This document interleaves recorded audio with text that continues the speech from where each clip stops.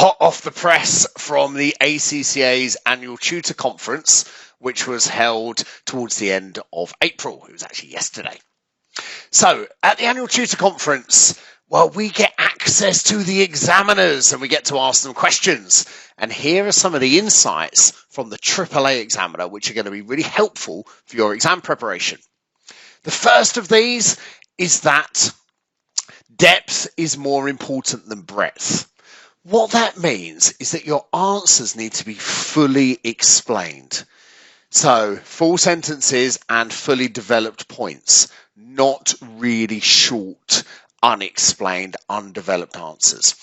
They don't want a scattergun with you trying to write as many points as possible. They want focused points that are well thought out and developed. The second bit of advice was to think more, but to write less. Now that might seem contradictory with the first point where you need to fully explain yourself. But what it's really saying is that you need to plan your answers. A good answer in AAA will take probably 2 facts from the scenario, maybe even 3, and bring them together. You know, you might analyze a number by doing a simple calculation and weave that together with a couple of narrative facts you're told in the scenario to bring a really developed point. Now, to do that, you need to plan. So they want you to spend a good proportion of your time thinking and planning so that you write really coherent points. Third bit of advice is that financial reporting knowledge is critical. Now, in recent exam sittings, there have been 10 to 15 mark questions where you need detailed knowledge of financial reporting standards around leases and pensions.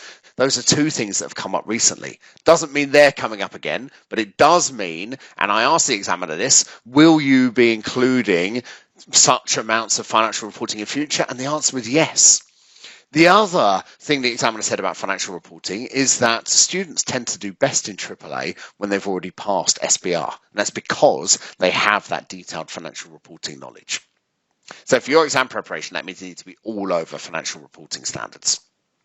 And the fourth useful thing was around reporting. The examiner told us, well, reporting is the area that students tend to do worst in, the lowest mark in the exam paper. So it's an area you really need to focus your studies on. Now, there's 3 types of reporting question that generally come up. Critically evaluating an audit report. Secondly, generating what the audit report should be. So given a certain scenario, what opinion should there be? What extra paragraph should there be? And the third one is around reporting to those charged with governance. You're given a scenario and you're asked to explain what should be included in the report to the governance committee, the audit committee of the company. Now, good news, on my course, we cover all 3 of those reporting topics in detail on my revision courses. So I hope you found this video useful. Make sure you follow me on LinkedIn and press the subscribe to me on LinkedIn and press the little bell button so you're notified when I release more videos.